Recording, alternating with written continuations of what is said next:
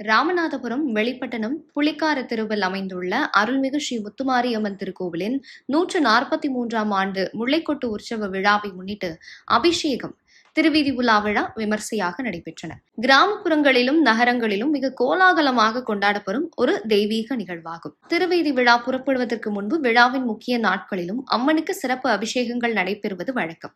அந்த வகையில் மாரியம்மன் நோய்களை தீர்க்கும் அன்னையாக போற்றப்படுவதால் மஞ்சள் மற்றும் வேப்பிலை நீரால் அபிஷேகம் நடைபெற்றது. பால், தயிர், இளநீர் அபிஷேகம் நடைபெற்று அன்னையின் வெப்பத்தை தணித்து பின்பு மக்களுக்கு குளிர்ச்சியான வாழ்வை அருள்வதற்காக பால், இளநீர், சந்தனம், பன்னீர் போன்ற 16 வகை திரவியங்களால் மேளதாளம் முழங்க சிறப்பு அபிஷேகம் செய்யப்பட்டன.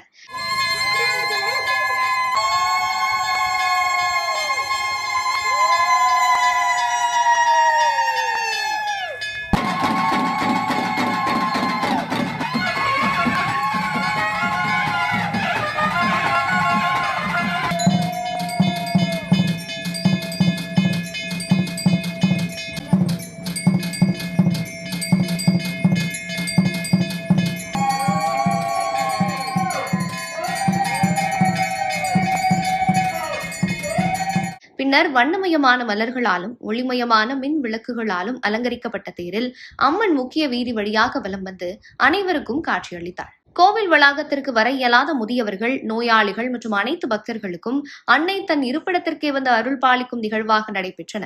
வீதி உலாவின் போது பக்தர்கள் அம்மன் மீது பூக்களை தூவி தங்கள் பக்தியை வெளிப்படுத்தினர்.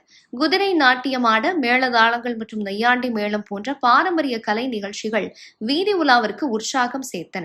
இவ்விழா ஏற்பாட்டினை தலைவர் மற்றும் விழாக்குழு தலைவர் அங்குசாமி, இறைப்பணியில் குமார், கரக பூஜகர் மனோகரன், கருப்பண்ணசாமி, பூசாரி முரளி, கோவில் பூஜைகள் கார்த்தி, விழா குழுவினர், இளைஞர் அணியினர், மகளிர் அணியினர் ஒன்றிணைந்து செய்திருந்தனர்.